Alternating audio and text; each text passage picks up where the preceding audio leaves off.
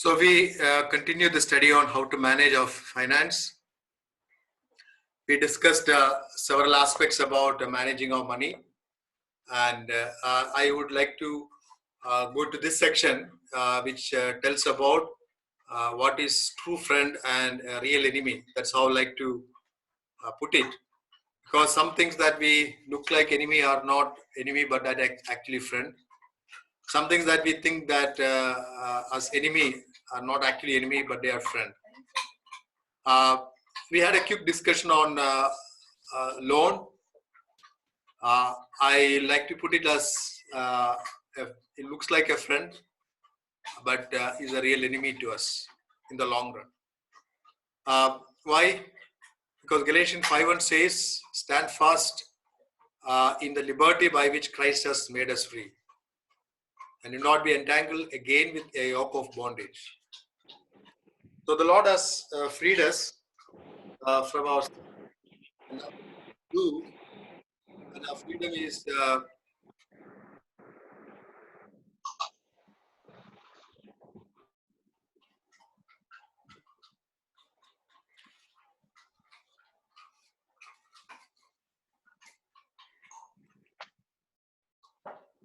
nothing we should do so that this freedom is lost. Yes. Although verse speaks about freedom and bondage in a physical sense, practically a person who is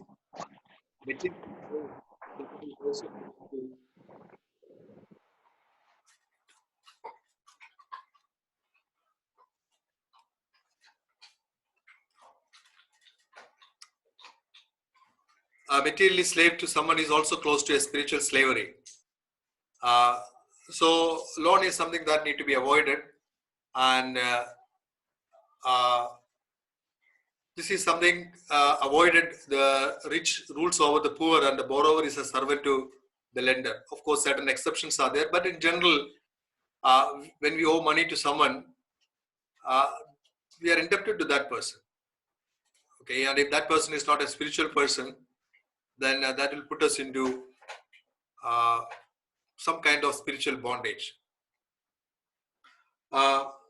It also has some practical difficulties, even when we take loans from institutions like banks, etc. The loan will have very good interest, and if we delay in paying the money, the loan interest increases. And even when we regularly pay, then that imposes some constraint on us how to spend our time also. So in many counts, this is not a good. A related thing would be avoid being a surety. Take garment of him who is a surety for a stranger. It's emphasize the word stranger, and hold it in pledge when he is surety for a creditor's. So stranger, why Proverbs is especially highlighting the stranger? Because a stranger comes and asks you money, that means he has exhausted all his contacts. A person who takes money from his neighbors, his friends and relatives, and he wastes away his money and he exhausts all these sources, and then no one know him will able to give money, and then he goes to a completely new person. So that's why Proverbs is basically telling avoid being surety for a stranger. In other words, it says that when we be a surety to somebody, a guarantee to somebody, first ensure what kind of person is. This is a genuine need, and the person is genuinely able to return that. So in these modern days, many of those things have become very difficult, and so be very careful in it.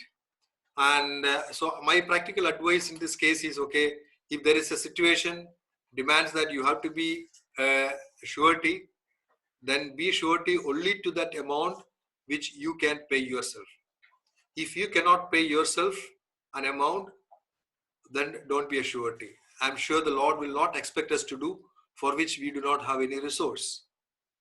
Remember what the poor widow gave. She gave 2 copper coins because that's all she had. The Lord never questioned how much she gave. but on what principle? And out of her nothing, she has given that. So remember that we are also able to help people financially only to the extent that we are able.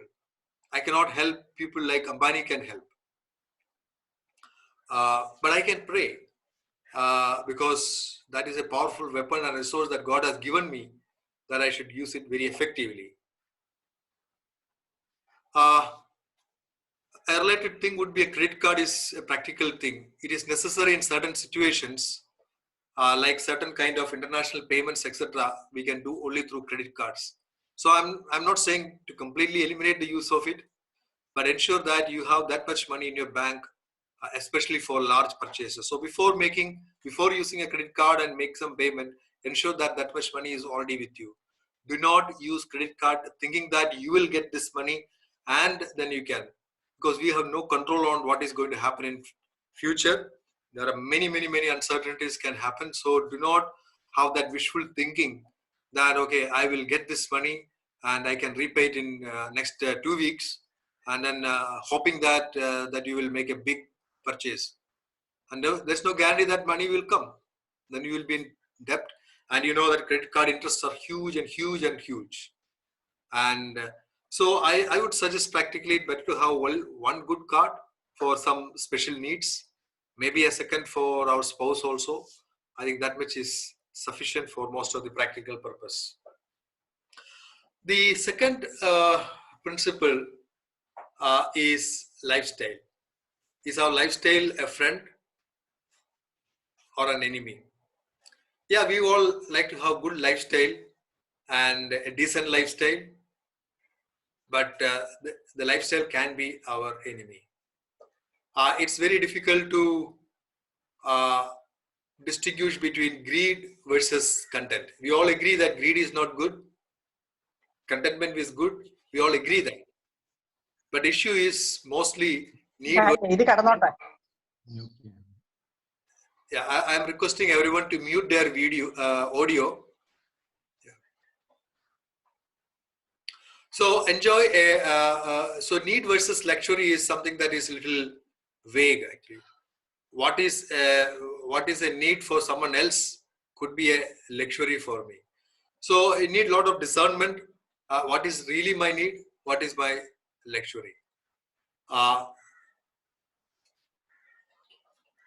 Enjoying a decent lifestyle is something that is good.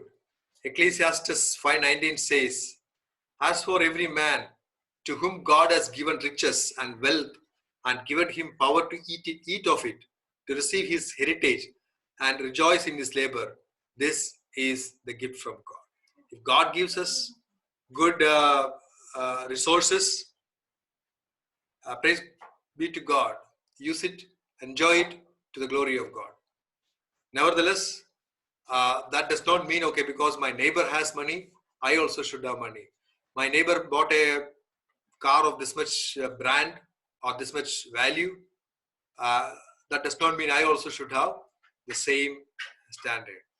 So what is a luxury or what is a need for someone else can be a luxury for me. So this need a lot of discernment, lot of spiritual maturity to think that, okay, God made me rich before him. Many a times the problem is, okay, my neighbor has, my friends have, every of my friends have, so therefore I also have. So this is not an argument before God. See, all my friends could be an unbelievers. I will never complain, okay, oh God, you made me a believer. No, we say that is a privilege.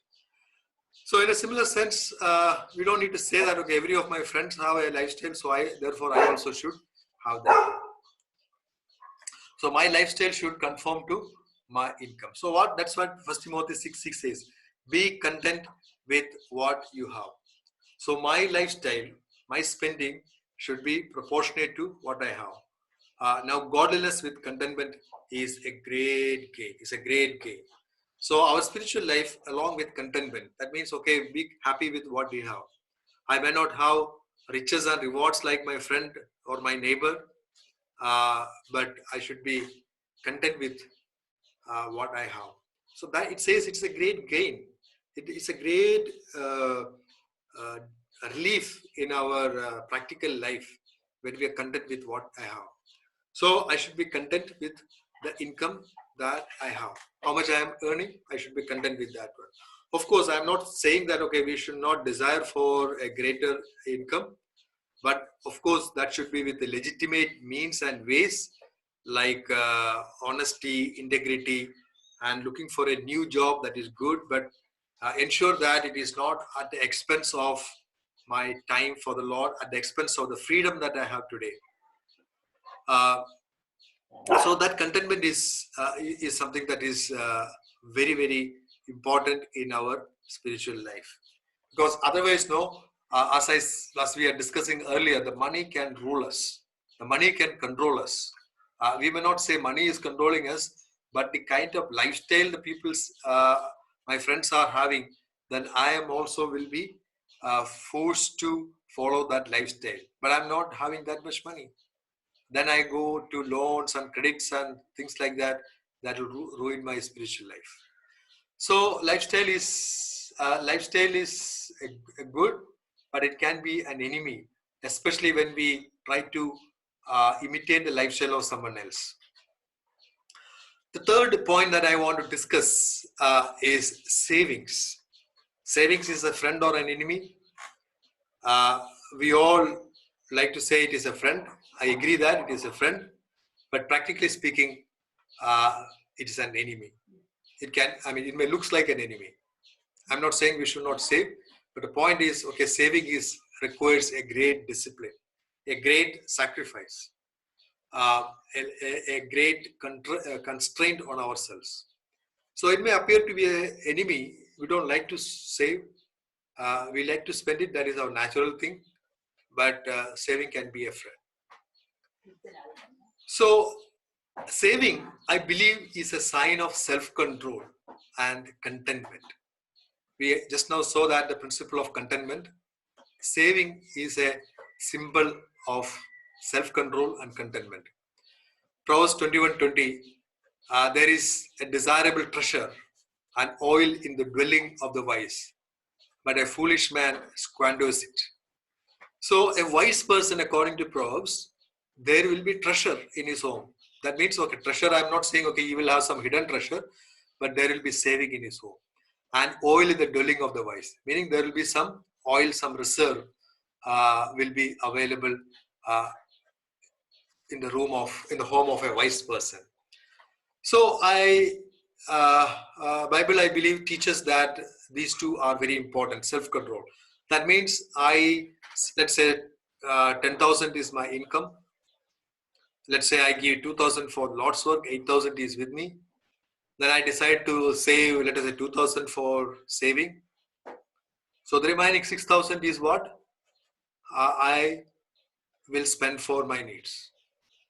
So then I decide, okay, if I'm going to spend my expenses within that 6,000, then I am content with what I have. I also controlling my spending to that limit. So that is an example of self-control and contentment. Self-control and contentment are very, very spiritual things, and practical ways of demonstrating that spiritual qualities. One is in the area of money, and so I should have control on how much I spend, how much I save, how much I give, and so on. Giving and saving are difficult, but often we have difficulty, more difficulty in the area of spending. So most of the time, people try to save after the month end. They try to give to the Lord after the month end and try to save after the month end. It will never work unless you have abundantly rich. Okay. Normal cases, if you really wanted to save and if you really want to give to the Lord, whenever income comes, first set apart money for the Lord and set apart the money for saving. And then try to control your expenses in such a way that you will be able to live with whatever you are set apart. And be content with what you have. Be content with what you have. It's a sign of submission to wisdom.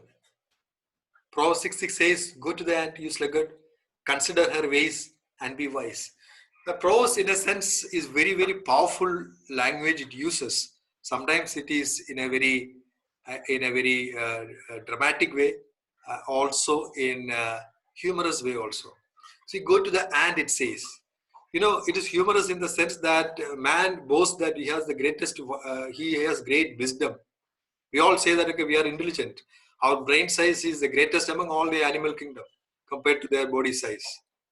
But look at the ant. What it has a very tiny brain, very very tiny brain, and and God is telling, or the writer of the Proverbs is telling to a lazy person, you go and learn from an ant who has no, his brain is so small, and a lazy person has to learn from an ant. That is what he's telling. Consider her ways and be wise. So you don't, the writer of the Proverbs is telling, you don't need to believe what God is telling, what the Bible is telling, but you look at the nature and learn from that one, and then come to God's special revelation. So in a very sarcastic way, or in a very humorous way, but in a very powerful way, the writer of the Proverbs is telling, learn from the ant. What we have to learn from the ant? Many things are there. One thing is, okay, it saves for the winter. So, have you seen somebody has asked this question, have you seen ants sleeping, taking rest? Always we see ants are always moving, carrying some food, going here and there and carrying the food. And what they do, they don't eat immediately. They always take it to their home and keep it there for the winter is coming.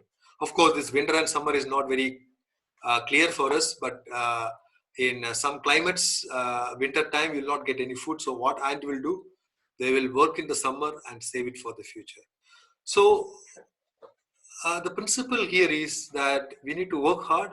A portion of it, we have to save it for some special needs. So that's why Proverbs 22:3 says, a prudent man foresees evil and hide himself, but the simple passes on it and are punished. Of course, this is not telling, okay, that we should not take spiritual risk in our life, etc. But it says a prudent man foresees evil and hides himself from that one. So I'm not saying that we can't foresee and predict all the evil that is going to happen on us. But what we can expect is emergencies can come in our life. Any person, you don't need to be a prophet to say that there can be some emergency that can come. For example, when this year started, we all started with a Happy New Year, Happy New Year. But you know what? What was lying in store for us? It was not a Happy New Year. It was not a Happy New Year.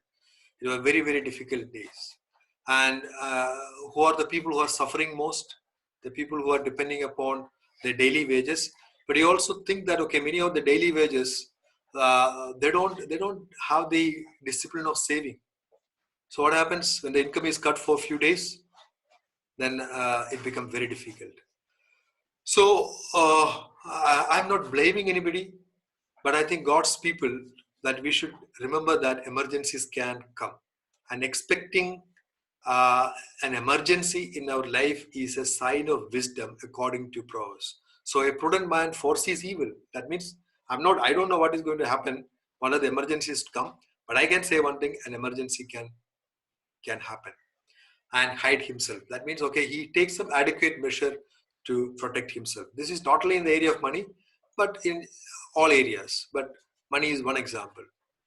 But what a simple, according to the Proverbs, a simple person is not a good person, he is a foolish person. That's what in Proverbs, simple is a very naive person who does not regard any value for wisdom.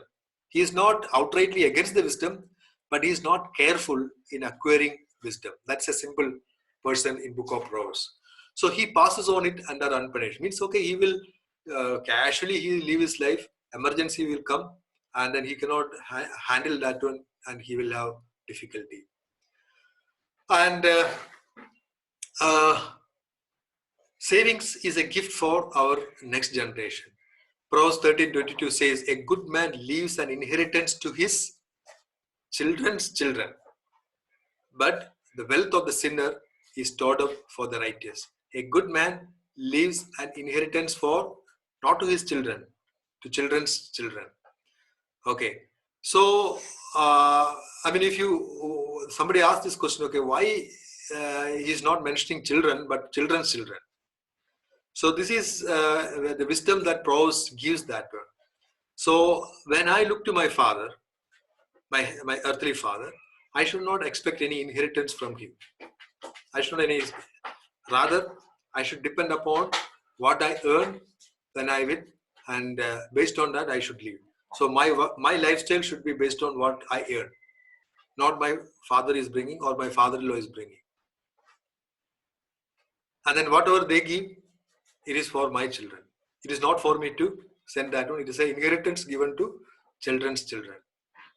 And what my children should look, whatever they get from their parents, uh, uh, get from their parents, it is for their children. I'm not saying for now, okay? My children are sitting nearby, so I'm just telling them.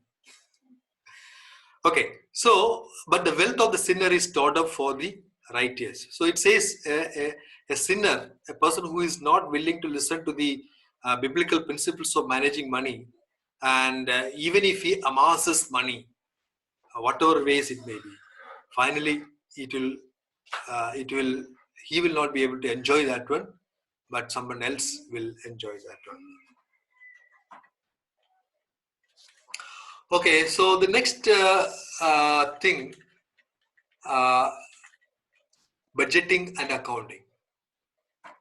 Is this a friend or an enemy? We don't like to budget and account. So budgeting, accounting, we think is an enemy to us. But actually in the long run, we'll understand, okay, budgeting and accounting is a real friend. So how much we spend for each, we need to budget, and how much we are actually spending, we need to account that. These are needed for financial stability. Proverbs 21:5, 24:3 and 4, etc. says, for example, 21:5 says, the plan of the diligent lead surely to plenty, but those of everyone who is hasty surely to poverty.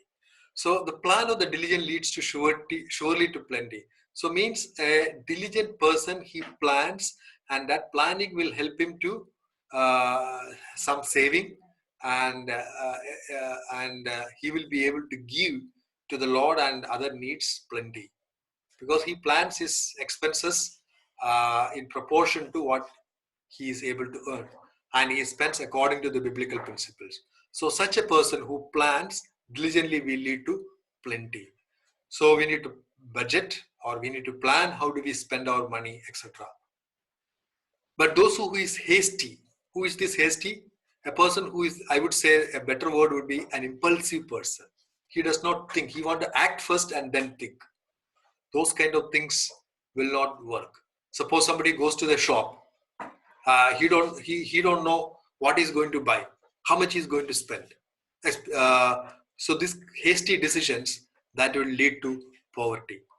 Sometimes we go to a shop, we find a good dress or a good gadgets, and my children or my family will say, okay, we will buy that. I will say, we will not buy now.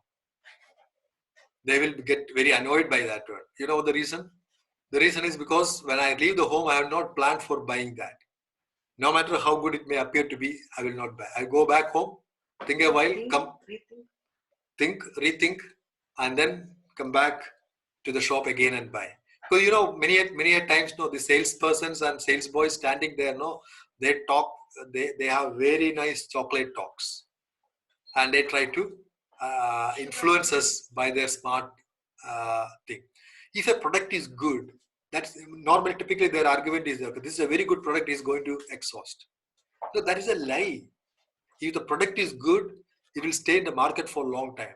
I don't need to be haste. Most of the time, if they give a discount, always remember there is some cash behind that. Because those people who are sitting in the shops are doing this business not for charity. This is to get money out of us. So do not be hasty in buying, especially expensive things. Okay. So you left the home thinking buying of, let us say, 1 kg of rice. Okay, that is your need. And when you go to the shop, he is telling, okay, this mixie is there, very good. It is coming with 30% discount. Or then you think, okay, if I don't buy this, okay, I have to spend 30% extra. You know, it was not a need for you. It was not a need for you.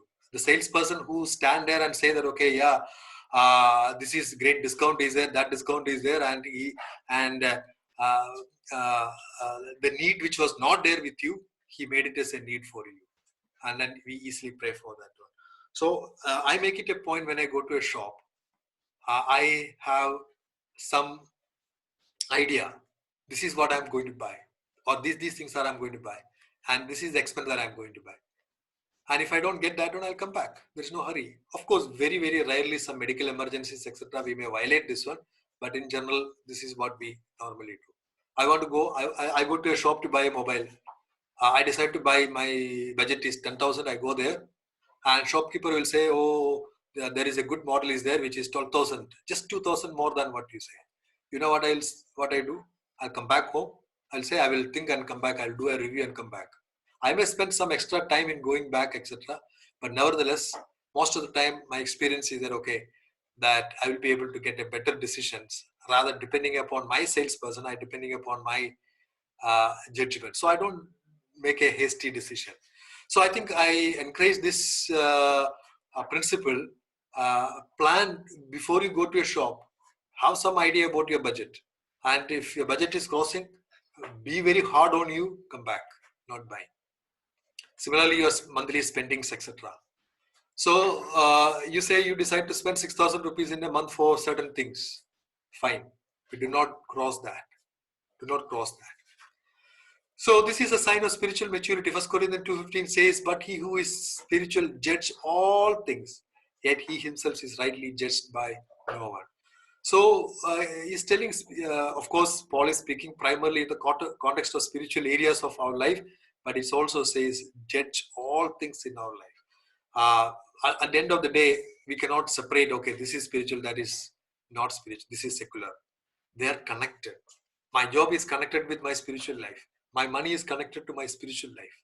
So we cannot separate them. So how do I handle money? How do I evaluate? How do I judge? How do I discern a decision? All are important. I'll ask this question. Will you run your business without a budget? What the Bible says? Luke 14:28 says, for which of you intending to build a tower does not sit down first and count the cost, whether he has enough to finish it? And you read the rest of the things. And if you do not do that one, you will start your work and halfway you have to abandon, and you will become a laughing stock, not only before people but before God. God is not a lover of fools. Proverbs, the word of God time and again reminds us, God does not take pleasure in fools. Fool, according to the Bible, is one who is resisting to the wisdom that God gives. Of course, the greatest of that wisdom is accepting who God is. And not only that, accepting the wisdom that comes through His word. So no company in this world do not have a good budget. They have finance department, they have planning department, and they meticulously plan their thing. So do you think that budget is required only for corporates? No, it is needed for you and me. Of course, in a limited level, but following the biblical principles, we need to have a budget. So some practical tips. How can we summarize all these things? I put it into some kind of a step-by-step principles, practical principles. First, set apart money for the Lord, preferably in a separate bank account. As far as possible, clear all the tithe in the same year. So whatever tithe that I'm keeping, I may try to dispense in the same week, same month, that is good, or at least by a year, we should clear off all our tithe. Then consider saving a portion, then another portion we set it for offerings, and another portion for charity. I discussed those principles earlier. So in the beginning of the month, when we get the salary or when we get the income, to some people there is no salary, they will get income at different stages So whenever you get the income, first set apart money for the Lord and put it in a separate account as tithe, as offering, as charity. Offering and charity, you don't need to spend immediately. You can keep a portion as the reserve. And so tithe, offering, charity, etc., you keep it in a bank account. You may consider saving something. Because this can be used to give loans to friends and relatives to their very genuine need. Remember, it has to be a very genuine loan. So this money is set apart for the Lord, and we give to genuine needs so that it may be appreciated by the Lord. Practical advice would be discuss with spouse. Never give any loan to anybody without discussing with spouse, whether it is husband giving to his friend or relative, or wife giving to her friend or relative. No matter whether husband is only working or whether only wife is working or both of them are working, always discuss, because this will becomes a restraint on scrupulous, hasty decisions. Start involving children also as they grow up, so that they also will know how to handle money from a very young age. So don't expect the children when they become old to handle money unless they are trained when they are very young. This also will help you to give a check to yourself. So give money based on principles and not on feelings. That means, okay, if I decide to give money, it should be based on some principles. So that this become consistent in all our life. Second, so once we set apart money and spend money according to biblical principle for the Lord, second aspect is set apart money for saving. Again, preferably in a second bank account or a joint account with spouse or an FD or something like that. So use this only for emergencies, medical emergencies, and or investment in house or things like that, that will bring income or eliminate the current rent. So this is not for lifestyle living, it is for basic necessities. A house is a necessity and we can invest in that. But remember that, okay, that even when we invest in that or do not use this to buy car or any household or personal gadgets from this savings. Thirdly, set apart money for personal use. Good to budget separately for food, living expense, and separately for personal needs of each member of the family. That may be a good discipline. Then keep the budget and track the expense. We can use a separate notebook, or these days people use spreadsheets, and even there are good apps are there, which is very easy to maintain. Then next step is review this every year or maybe 6 months initially, and make a financial plan for the next year based on realities of last year. See, suppose you decide, okay, last year I will give this much for this much and this much for saving, etc., and then you're not able to make a realistic thing, then change your plan. Okay, change your plan for the next year. But once you made a plan for the following year, stick to it. So I suggest that those people have not done this kind of planning, start with 3 months or even 6 months, and stick to 3 months or 6 months, and then after some 2-3